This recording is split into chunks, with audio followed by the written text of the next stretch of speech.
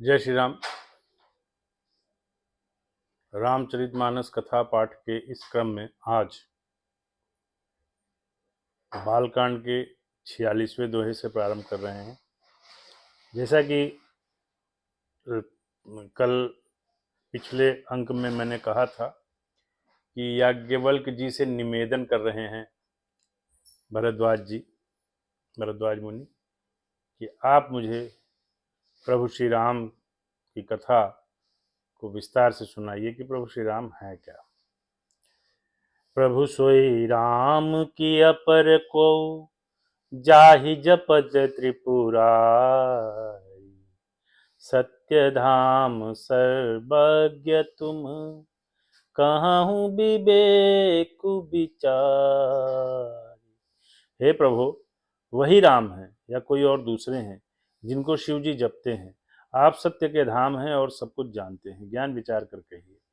जैसे मिटे मोर भ्रम भारी, कहूँ सो कथा नाथ विस्तारी। जग बालिक बोले मुस्काई, तुम्हि विदित रघुपति प्रभुताई। हे नाथ, जिस प्रकार से मेरा यह भारी भ्रम मिट जाए, आप वही कथा विस्तार पूर्वक कहिए। इस पर याज्ञवल्क्य जी मुस्कुराकर बोले, श्री रघुनाथ जी की प्रभुता को तुम जानते हो। राम भगत तुम मन क्रम बानी, चतुराई तुम्हारी मैं जानी। चाहूँ सुनय राम गुण गूढ़ा, कीन्हु प्रश्न मनहु अति मूढ़ा। तुम मन वचन और कर्म से श्री राम जी के भक्त हो। तुम्हारी चतुराई को मैं जान गया। तुम श्री राम जी के रहस्यमय गुणों को सुनना चाहते हो, इसी से तुमने ऐसा प्रश्न किया है, मानो बड़े ही मूढ़ हो। तात सुनहु सादर मनु लाई, कहूँ राम कै कथा सुहाई।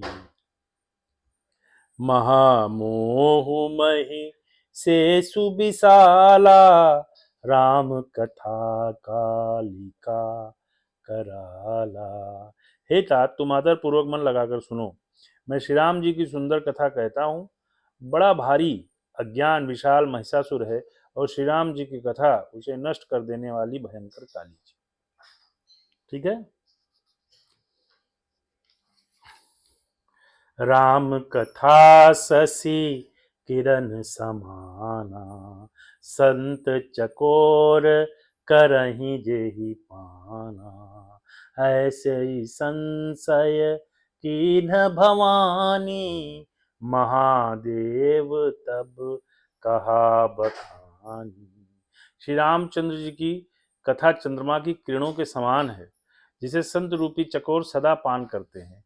ऐसा ही संदेह पार्वती जी ने किया था, तब महादेव जी ने विस्तार से उसका उत्तर दिया था। कहूँ सुमति अनुहारी, अभु उमा शंभु संवाद। भयउ समय जेहि हेतु जेहि, सुनि मुनि मिटहि विषाद।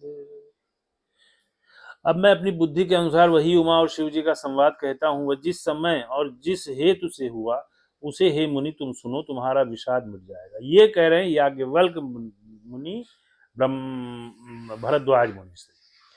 एक बार त्रेता जुग माही, शंभु गए भज ऋषि पाही। संग सती जग जननी भवानी, पूजे ऋषि अखिलेश्वर जानी। राम कथा मुनि बरज बखानी, सुनि महेश परम सुख मानी। ऋषि पूछी हरि भगति सुहाई, कहीं शंभु अधिकारी पाई। मुनिवर अगस्त जी ने एक बार त्रेता युग में शिव जी अगस्त ऋषि के पास गए। एक बार त्रेता युग में शिव जी अगस्त ऋषि के पास गए। उनके साथ जगत जननी भवानी सती जी भी थी। ऋषि ने संपूर्ण जगत के ईश्वर जानकर उनका पूजन किया। मुनिवर अगस्त जी ने राम कथा विस्तार से कही, जिसको महेश्वर ने परम सुख मानकर सुना। फिर ऋषि ने शिव जी से सुंदर हरिभक्ति पूछी और शिव जी ने उनको अधिकारी पाकर रहस्य सहित भक्ति का निरूपण किया। कहत सुनत रघुपति गुण गाथा, कछु दिन तहाँ रहे गिरिनाथा। मुनिसन विदा मांगी त्रिपुरारी, चले भवन संग दक्ष कुमारी। श्री रघुनाथ जी के गुणों की कथाएं कहते सुनते कुछ दिनों तक शिव जी वहां रहे। फिर मुनि से विदा मांगकर शिव जी दक्ष कुमारी सती जी के साथ घर कैलाश को चले। तेहि अवसर भंजन मही भारा, हरि रघुवंश लीन अवतारा। पिता बचन तजी राजू दासी, दंडक बन बिचरत अबिरासी। उन्हीं दिनों पृथ्वी का भार उतारने के लिए श्री हरि ने रघुवंश में अवतार लिया था। वे अविनाशी भगवान उस समय पिता के वचन से राज्य का त्याग करके तपस्वी या साधु वेश में दंडक वन में विचर रहे थे।